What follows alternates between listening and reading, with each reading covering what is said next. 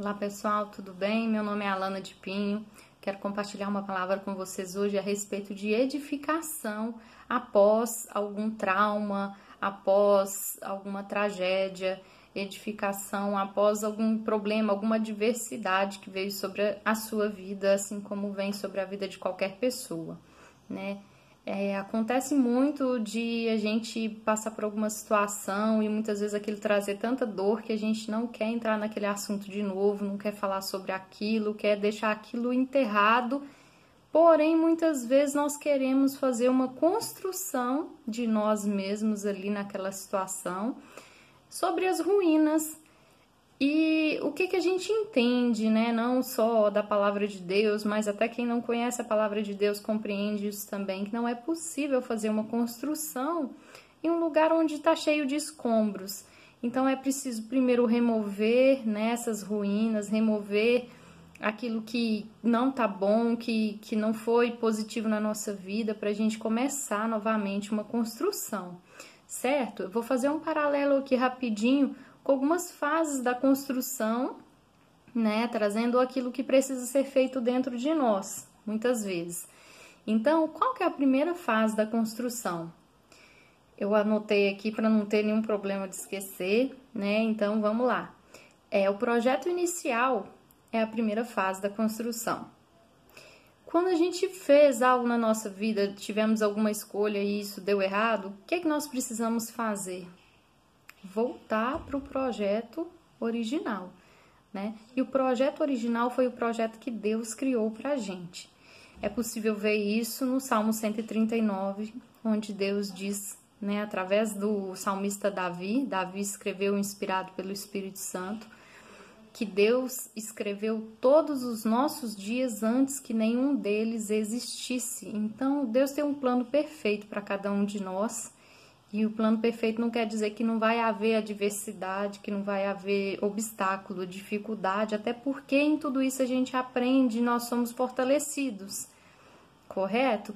Mas muitas vezes a gente faz escolhas que saem desse plano, né? Então nem sempre a gente quer saber qual é a vontade de Deus, quer obedecer o que Ele diz, e muitas vezes nós arruinamos aquilo que estava sendo construído na nossa vida.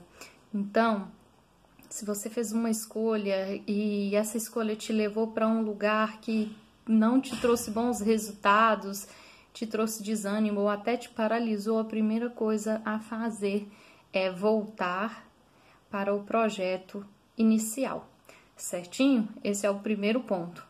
O segundo ponto, que é feito pelos construtores, né? Quem trabalha aí na área entende muito melhor que eu, é o preparo do solo, preparar o terreno. E aí é o momento da gente sondar o nosso coração, como está o nosso coração, o que ficou depois dessa situação que você viveu, certo? A palavra de Deus fala a respeito de vários tipos de solos, então fala da semente, né? A boa semente, que é a palavra de Deus, que ela foi lançada em um solo pedregoso, acho que é assim mesmo que fala, né? Então, foi lançado nesse solo e por isso ela não frutificou. Fala de outra semente que foi lançada também entre os espinhos.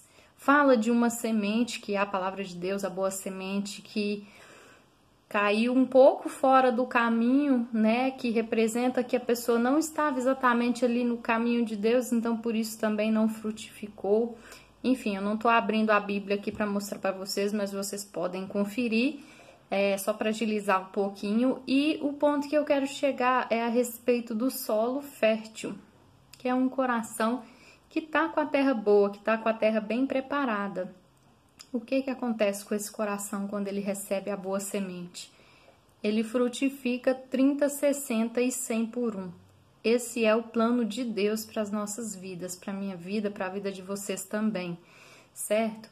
Então, vamos buscar esse cuidado do nosso coração, esse conserto do solo, se colocar diante de Deus, né? Como tantos servos do Senhor aí já se colocaram, e a gente pode ver isso na palavra, né? Como Davi disse, sonda-me, ó Deus, vê se há em mim algum caminho mau, né? E assim Davi pediu para que as veredas dele fossem endireitadas, né? Então, Deus sonda a mente e o coração e o Senhor nos ajuda a sairmos muitas vezes de situações que nós nos colocamos, né? Essa é a graça de Deus, é a misericórdia de Deus. Então, vamos lá. O terceiro ponto está relacionado aos alicerces. E aí, com relação aos alicerces, o ponto que veio no meu entendimento aqui de imediato foi com relação às nossas crenças. Por quê? Quando nós nascemos de novo, nós somos ali como recém-nascidos na fé, as nossas crenças, elas estão começando a ser formadas e de uma forma super pura, super genuína. A janela tá aberta aqui, gente, por isso que eu tô olhando pro lado aqui, tá bom? Toda hora. Então, e o que acontece? Você, de repente, está sendo aí construído na sua caminhada com Deus, na sua caminhada como crescimento como um ser humano mesmo, aperfeiçoamento do seu caráter, e Deus tem trabalhado em você. Porém, de repente, você tropeça na caminhada e você passa por algumas situações que você nunca imaginou passar. Essas situações podem trazer traumas para você. E elas podem trazer, né, vamos dizer assim, os termos tão falados aí nos dias de hoje, que são as crenças limitantes. E aquilo que estava sendo construído pelo Espírito Santo na sua vida vai sendo dissolvido, vai sendo modificado. É o momento que o inimigo, né, das nossas almas, Satanás, aproveita, pega toda aquela situação que você viveu para contaminar a sua mente, trazer palavras que não são palavras de Deus, fazer você desacreditar daquilo que é a vontade de Deus. Então, o terceiro passo para você ser reconstruído depois de um processo de ruína, né, de desabamento, é o preparo do alicerce. E o alicerce tem a ver com isso. As suas crenças são a sua base, né? Por isso a própria palavra de Deus diz que a gente tem que construir a nossa casa, que somos nós, casa espiritual de Deus, sobre a rocha, e a rocha é Jesus.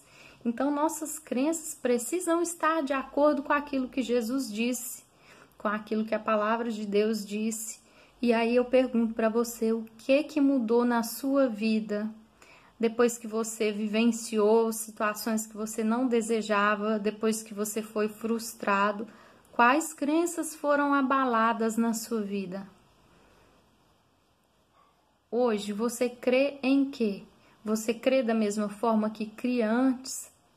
Então eu te digo que a vontade de Deus é remover as crenças erradas e colocar novamente em você a crença na palavra de Deus, a crença naquilo que Ele pode fazer. Essa é a vontade de Deus, renovar a sua fé. Amém? Então, esse é o terceiro ponto que fala a respeito de alicerce. É isso que vai sustentar você no dia mau, certo?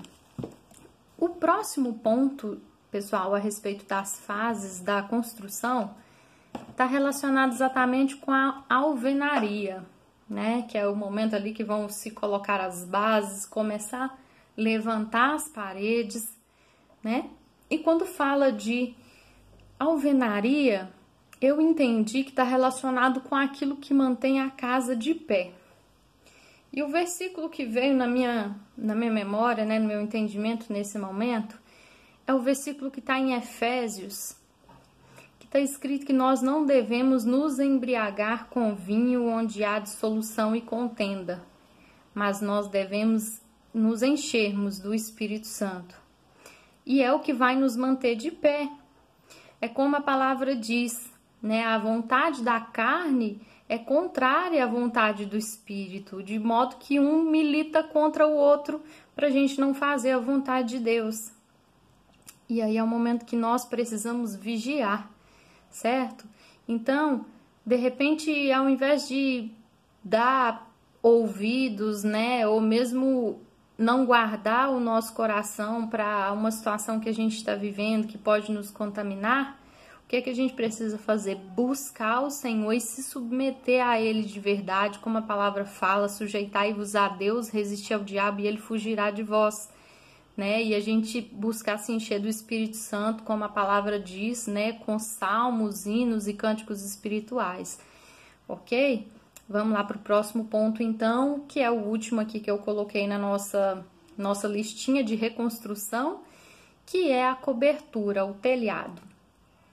O telhado fala a respeito da mente, né? Eu entendo que é o momento da gente guardar a nossa mente.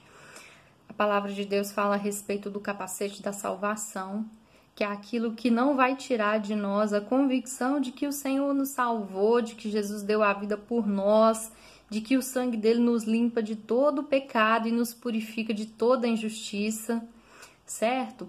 E também um outro ponto relacionado a isso tem a ver com o que ocupa o nosso pensamento, que está escrito em Filipenses capítulo 4, vocês podem dar uma conferida, me parece que é versículo 6. E assim está escrito, que tudo que seja puro, tudo que seja amável, tudo que seja de boa fama, se algum louvor há, se alguma virtude existe, seja isso que ocupe o nosso pensamento. Então, muitas vezes, nosso pensamento tem sido tão bombardeado com coisas que só nos apodrecem por dentro, nos contaminam, nos desanimam, nos desencorajam, abalam nossa fé. E aí a palavra de Deus instrui o que deve permanecer no nosso pensamento. E assim o Senhor diz também a respeito de pensamentos imorais, de mentiras e tantas outras coisas, isso não deve permanecer no nosso pensamento.